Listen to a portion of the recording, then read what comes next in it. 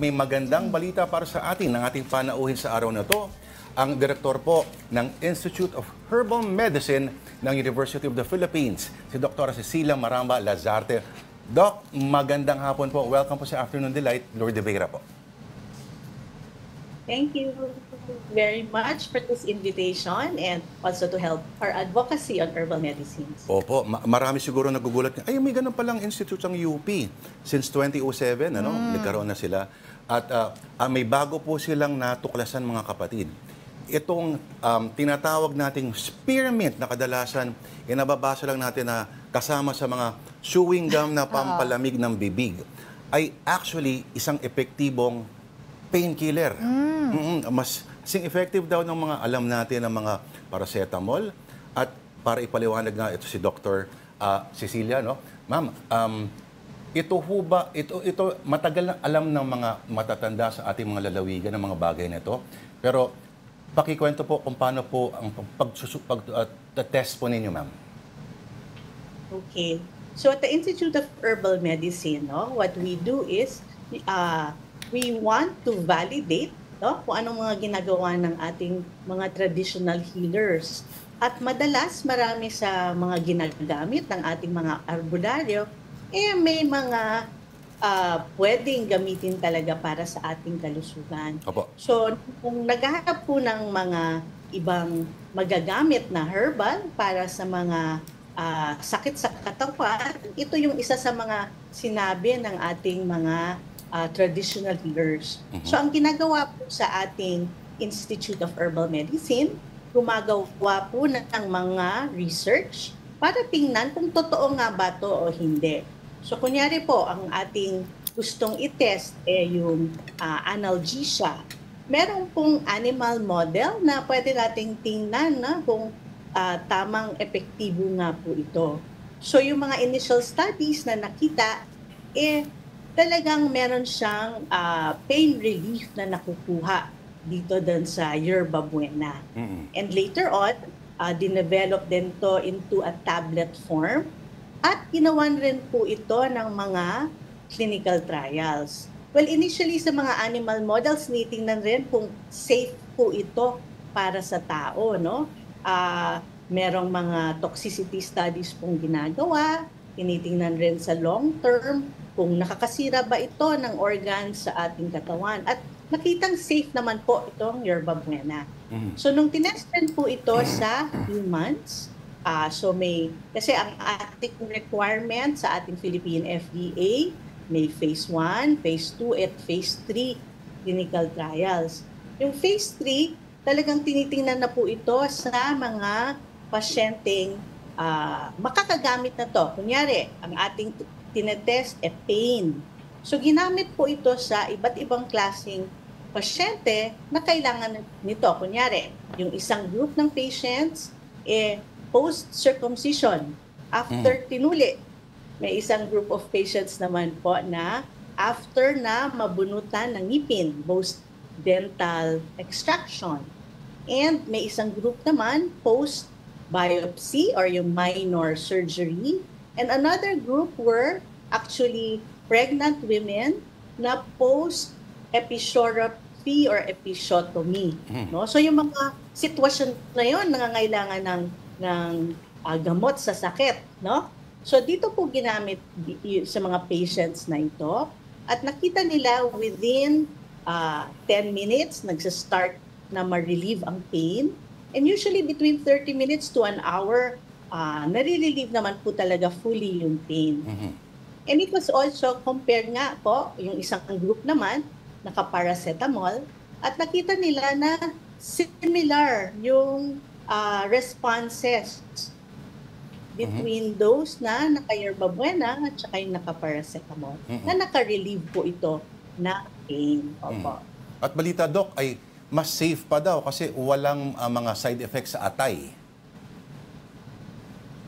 Opo. So, bale dun sa ibang safety tests na ginawa, yung sinasabi kasi po na porque natural is safe, dapat tinetest din po yun, no? Hindi basta natin masasabi na safe siya. Opo. So, may mga test po talagang ginawa, yung chronic toxicity test, pati na rin dun po sa mga clinical trials, na walang nakitang issues na nakaharm po siya sa ating liver or mga kidney.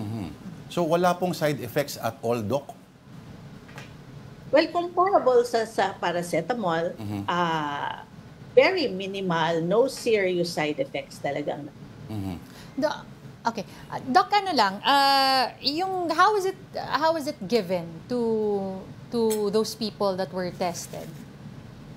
So it's in a tablet form, and then based on yung weight ng patient, kino-compute po siya kung ano pong ibibigay sa kanila.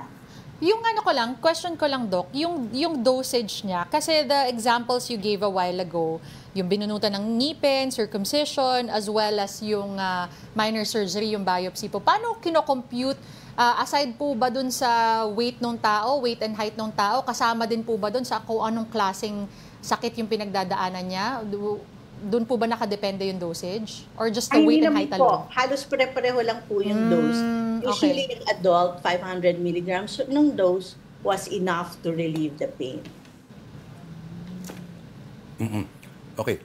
Doc, ito ho bang yerba buena ay common sa maraming bahagi ng Pilipinas? At ito ho ba ay endemic sa atin?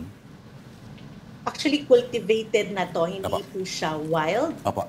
So, it's a particular plant na cultivated sa atin. Kasi it's a cross between two types of mentha. No? So, yun po ang nakita nilang mas maganda yung effect sa pain, yung that particular type of plant. Opo. Pero yung mga kamag-anak niya ng mga na mga mint din ay Pwede ba? Opo. Siguro we can't vouch for all of them kasi ito talaga napag-aralan namin. Siguro there are some properties, pero ito talagang na-develop until the modern formulation. Kaya sure din po kami sa anong dose ang dapat ibigay. Tumitingin po ako, ma'am, dito sa national yung formulary, no, yung mga essential medicines list. At kasama doon, so binalik na ho, ibig sabihin itong kasi natanggal siya sa listahan one time eh. So binalik na ho itong yerba buena. Well, okay. Kasi sa formulary, kailangan may registered na drug.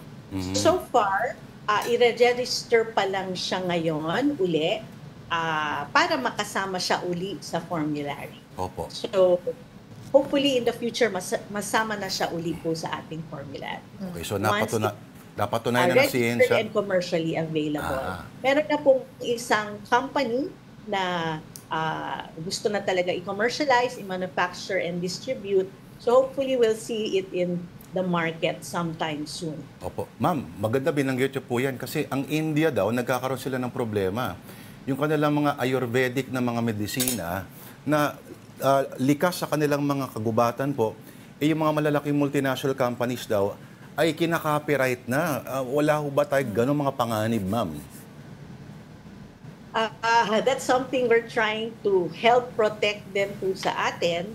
Siguro yung mga laws natin ang kailangan tumulong sa atin as well as kung anong legal remedy sa mga ganun para hindi naman rin tayo maging lugi na kahit sa atin na-discover pero we're not reaping the benefits of it.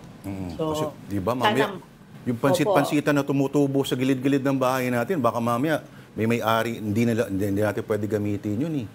Di ba, Doc?